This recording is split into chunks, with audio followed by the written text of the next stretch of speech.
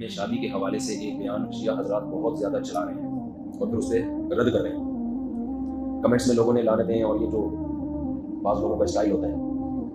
شیعہ حضرات سے میں گزارش کروں گا کہ محرم میں شادی کرنا ہماری نزدیک جائز ہے، بلکہ برکت کا مہینہ ہے. تو اگر ہم نے اپنی عوام کو یہ کہہ دیا کہ محرم میں شادی کرو تو آپ کو تھوڑی چھیڑ رہے ہیں، آپ نہ کرو. اس نے کہا ہے میں تو سنی عقیدہ بیان کروں گا نا، یہاں بیٹھا ہوں. اہل سنت والجماعت کے یہاں محرم میں شادی بالکل جائز ہے. میں نے بتایا تھا ہال سستے ہوتے ہیں تو بتایا تھا، اس لیے اس میں آسانی سے شادی ہو جاتی ہے. یہ فائدے ہیں. اس میں نا تشدد پھیلایا جا رہا ہے، فرقہ واریت. تو جب ہم آپ کے مسلک کو چھیڑ ہی نہیں رہے، ہم تو کب کہہ رہے ہیں کہ شیعہ کے یہاں جائز ہے؟ کہہ رہے سنیوں کے یہاں جائز ہے. تو آپ لوگوں کو بتا دیں بھائی یہ سنی مذہب ہے، یہ شیعہ نہیں. تو آپ اپنے جو سننے والے لوگ ہیں ان کو بتا دیں اتنا کہ یہ انہوں نے اہل سنت والجماعت کو کہا ہے شیعہ حضرات نہ کریں شادی. ہمیں اس پہ کوئی اعتراض نہیں. بیان میرا سنیوں میں ہو رہا ہے، اس کو آپ شیعوں میں چلا کے اس میں پھر رد کر رہے ہو. دلائی سے آپ دلائی دیں. اپنی نظر میں محرم، صفر، ربیع الاول 12 مہینے شادی کے. ویسے بھی 4 جب کرنی ہوگی تو پھر اس میں تو اتنا آپشن آپ کے پاس نہیں ہوتا کہ یہ والا مہینہ تو یہ والا. جو لڑکی والے جس مہینے میں راضی ہو جائے فوراً سے پہلے نکاح کر دیں، ورنہ رشتہ ہاتھ سے گیا. باقی ہم حضرت امام حسین کی شہادت کو ایک شہادت سمجھتے ہیں. شہادت تو ایک سعادت کی چیز ہے، نحوست تھوڑی ہے. تو ہم اپنا مذہب تو بیان کریں گے نا بیٹھ کے. تو اپنا مسلک ہم بیان کر رہے ہیں کہ محرم میں شادی بالکل جائز ہے. اور ایک صاحب نے تو یہاں تک کلپ بنایا، وہ تو سنی ہے، انہوں نے میرے خلاف کلپ بنایا کہ یہ کہتا ہے کہ محرم میں شادی اس لیے بھی کرنی چاہیے کہ ایک بدعت کا خاتمہ ہو، کیونکہ بہت سے لوگ محرم میں نہیں کرتے تو ان کی بدعت کی مخالفت کے لیے. بہت سے سنی بھی نہیں کرتے نا، تو ان سنیوں کو میں ترغیب دے رہا ہوں کہ محرم میں کیا کرے تاکہ اس بدعت کا خاتمہ. تو بھائی ہم اس بدعت سے وہ بدعت جس کو سنی بدعت سمجھتے ہیں، آپ نہیں سمجھتے تو آپ کیوں اپنے خلاف لے کے جا رہے ہو اس کو؟ آپ کیوں اپنے خلاف لے کے جا رہے ہو؟ تو ہم تو اس بدعت کی بات کر رہے ہیں جس کو ہم ایک مسلک پہ چلے گا نا انسان. یہ کچھ وہاں سے لے لیا، کچھ وہاں سے لے لیا، کچھ وہاں سے لے لیا. تو ایک سنی مولانا صاحب نے کلپ بنایا میرے خلاف کہ اچھا جس دن تمہارے باپ کا انتقال ہو اس دن بھی نکاح کیا کرو، کیونکہ لوگ گھر میں جب میت ہوتی ہے اس دن شادی بولو نہیں کرو. تمہارے چاچا کا انتقال ہو جس دن، اس دن کیا کرو. کوئی بھی نہیں کرتا نا جس دن گھر میں میت ہو، تو جائز تو اس دن بھی ہے. تو بات یہ ہے، یہی اس پہ لگا رہے ہیں کہ حضرت حسین کا بھی تو غم باپ اور دادا کے غم سے بڑا ہے. جس دن حضرت حسین کی شہادت ہوئی تھی، جب ہوئی تھی جس ٹائم پہ، اس دن کوئی غم میں نہ کرتا تو ہمیں کوئی اعتراض نہیں ہے. جس دن آپ کے ابا کا انتقال ہوا اس دن انسان غمزدہ ہوتا ہے. کھایا نہیں جاتا، شادی کیا کرے گا وہ؟ تبھی تو حدیث میں حکم ہے کہ جس کے ہاں میت ہو جائے 3 دن اس کے گھر کھانا پہنچاؤ. وجہ اس کی یہ ہے کہ غم کی وجہ سے وہ کھانا نہیں پکاتا، اس کو توجہ نہیں ہوتی ان چیزوں کی، بھوکا رہے گا بیچارہ. جس دن ابا کا انتقال ہو اس دن ہی کرنی چاہیے، کسی کا بھی ہو، غم کا دن ہے. لیکن اگلے سال اسی تاریخ کو پھر بھی نہ کرو، ایسا نہیں ہوتا بھائی. ابا کی جس دن برسی ہوگی تو ہم تو برسیوں کو مانتے ہی نہیں ہیں، ہماری نظر میں برسیاں نہیں ہوتی. ہم اپنا مسئلہ بیان کریں گے نا، ہم نہیں مانتے برسیوں کو. برسی کیا ہو؟ تو ہمارے والد صاحب کا انتقال ہوا، اللہ تعالیٰ ان کی مغفرت فرمائے. اس کے بعد ہر سال وہ تاریخ آتی ہے نا، ہمیں پتہ چلتا ہے کہ کب آئی اور کب گئی. بلکہ مجھے تو اسپیسیفک ڈیٹ بھی یاد نہیں ہے کہ والد صاحب کا کس دن انتقال ہوا. اس لیے کہ جس دن بھی ہوا وہ کرنا کیا ہے؟ دعا کرنی ہے آپ نے. وہ تو جب یاد آئے کر لیا کرو بھائی. اب تو والد کو، والدہ کو ضرورت اس کی ہوتی ہے کہ بعد والے ان کے لیے دعائیں کریں، اور وہ خاص اس تاریخ میں جس دن انتقال ہوا تھا اس تاریخ میں دعا کی قبولیت کا زیادہ امکان ہوتا ہے. ایسی کوئی حدیث ہمارے پاس نہیں ہے. ساری زندگی انگریز مناتے ہیں نا مدر ڈے اور فادر ڈے، ہم نہیں مناتے کیونکہ ہمارا تو روز ہی مدر ڈے اور روز ہی فادر ڈے. انگریزوں کا سال میں مدر ڈے زیادہ ہوتا ہے، فادر کا تھوڑا پرابلم ہے. کچھ لوگ منا رہے ہوتے ہیں، کچھ لوگ جن کے ہوتے ہیں وہ منا لیتے ہوں گے.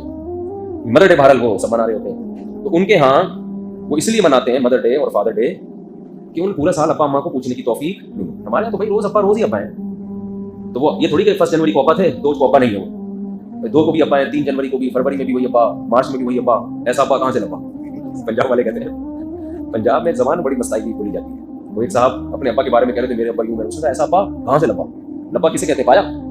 پتہ نہیں شاید بھائی کو کہتے ہیں کہاں سے پایا. تو ہمارا تو بھائی روز ابا ڈے، روز مدر ڈے، زندگی میں بھی اور موت کے بعد بھی روز ہی ان کے لیے. جب بھی دعا، مجھے تو اللہ ٹوٹی پھوٹی توفیق دیتا ہے، جب بھی ہاتھ اٹھا کے دعا کرتا ہوں تو سب سے پہلے اپنے والدین کے. تو ہاں اب وہ تاریخ ابا کی ڈیتھ، وہ تاریخ آئے گی بھی نا انتقال کی، تو اس تاریخ میں تو ہم شادی بھی کرتے ہیں اور خوشیاں بھی منا رہے ہوتے ہیں، کیونکہ وہ جو دن تھا وہ دن چلا. اور ویسے بھی 3 دن سے زیادہ تعزیت کو شریعت نے پسند نہیں کیا. 3 دن غم کے بہت ہوتے ہیں. تو اس کے بعد اپنے ان کے احکام کو فالو کرو. تو اہل سنت والجماعت کے ہاں محرم، صفر، ربیع الاول، ربیع الثانی، یہ سب مہینوں میں شادی جائے. شیعہ حضرات نہ کریں، ان کا اپنا مسئلہ ہے. تو لیکن اس پہ کلپ بنا کے نیگیٹیوٹی پھیلانا یہ غیر اخلاقی حرکت ہے. اور کلپ بھی کاٹا جاتا ہے اتنا سا، پوری بات سامنے نہیں آتی ہے، اتنا سا کلپ کاٹ کے چلا رہے ہوتے ہیں. فیس بک پہ بہت زیادہ بدتمیزی ہو رہی ہے اس ٹائپ. تو پھر بھی اگر کوئی نہ کرے محرم میں تو نہ کرے. ہم کو گن پوائنٹ پہ تو کروانی رہے اس کو، پھر بھی نہ کرے. میری ایک دفعہ شادی محرم میں بھی ہوئی تھی، تو حقیقت ہے. تو مجھے یاد ہے 9 محرم کو ہم نے وہ ولیمے کا لوگوں کو بولا تو وہ بعض لوگوں کے منہ بن گئے یہ کون سا دن ہے. میں نے کہا بھائی ہمیں تو آج اتفاق سے فرصت ملی ہے، تو جب شادی ہوگی تبھی ولیمہ ہوگا نا. نکاح ہوا تھا ایک آدھ دن پہلے، تو بھائی اب آج ہی ہے، تو انہوں نے آ گئے تھے، وہ کھانا کھوڑنے سب پہنچ جاتے تھے. وہ ایک داماد تھا نا، ایک ہونے والا داماد، تو لڑکی والوں نے اس کو کہا کہ تم ہماری بیٹی سے آج مجھے ذرا ہلکا ہی بولنے دیں، ہلکا ہلکا، ٹھیک ہے نا، ہلکی پھلکی باتیں، 4-5 دن سے سیٹنگ آؤٹ ہوئی ہے. تو لڑکی والوں نے بولا کہ تمہیں گھر داماد بننا پڑے گا، اس شرط پہ ہم اپنی بیٹی دیں گے گھر داماد. ایک دم تیش میں آ گیا، یہ بے غیرتی، یہ بے شرمی قبول ہے. آخر میں فوراً کہتا ہے، ایک دم سوچتا ہے نا، کہتا ہے چھوڑو بے غیرتی بے شرمی کا، لیکن قبول ہے اور کیا چاہیے.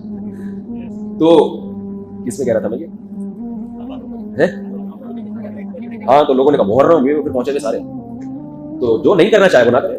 ہماری نظر میں حضرت حسین سے محبت کا یہ طریقہ ہی نہیں ہے نا کہ محرم میں سوگ منائے. ہمارے یہاں دوسرا اسٹائل ہے محبت کے اظہار کا، دوسرا طریقہ ہے. تو ہم کہتے ہیں ان کو فالو کرو. حضرت حسین کی اتنی بڑی داڑھی تھی، کتنے لوگوں کی داڑھی ہے بڑی. حضرت حسین بے انتہا سخی تھے. اس دور میں جو سید ہوا کرتے تھے نا آل رسول، اتنی سخاوت ہوتی تھی کہ ان کی سخاوت کی مثالیں بیان کی جاتی تھی. حضرت حسن رضی اللہ تعالیٰ عنہ اتنے سخی تھے کہ ایک مرتبہ آپ نے باغ میں دیکھا کہ ایک غلام کھانا کھاتا ہے، ایک نوالا خود کھاتا ہے، ایک نوالا کتے کو کھلاتا ہے، اپنے کھانے میں سے آدھا اس کو دے رہا ہے. تو حضرت حسن نے پوچھا کہ یہ کیوں کر رہے ہیں؟ اس نے کہا مجھے شرم آتی ہے کہ میں ایک جانور کے سامنے کھانا کھا رہا ہوں اور یہ بیچارہ للچائی کی نظروں سے میرے سامنے دیکھ رہا ہے. غیرت مند لوگ تھے نا. حضرت حسن کو خیال آیا کہ جب یہ غلام ہو کے اتنا غیرت مند ہے کہ آدھی روٹی کی سخاوت کر کے کس میں خرچ کر رہا ہے؟ جانور. تو ہم تو آل رسول میں سے ہیں، ہم تو نبی کے نواسے ہیں. حضرت حسن رضی اللہ تعالیٰ نے اس غلام سے کہا کہ تیرا مولا کہاں ہے جس کا یہ باغ ہے اور جس کا تو غلام ہے؟ اس نے بتایا. تو مولا سے کہا کہ اس کی قیمت لگاؤ.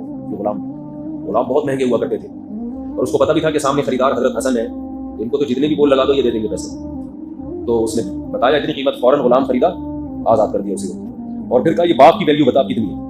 اس نے بتایا جی اتنی. باغ بھی اسی وقت خریدا اور غلام کو وہ باغ کر دیا.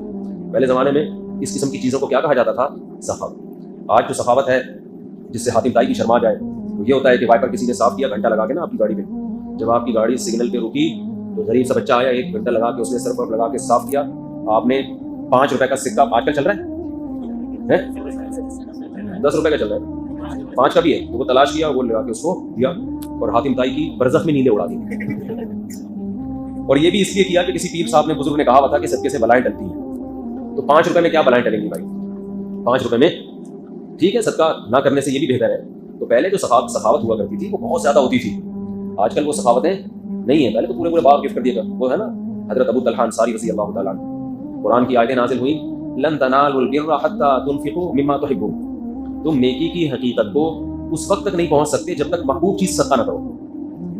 محبوب چیز اسلام میں نیکی جو ہے نا صدقہ ہے.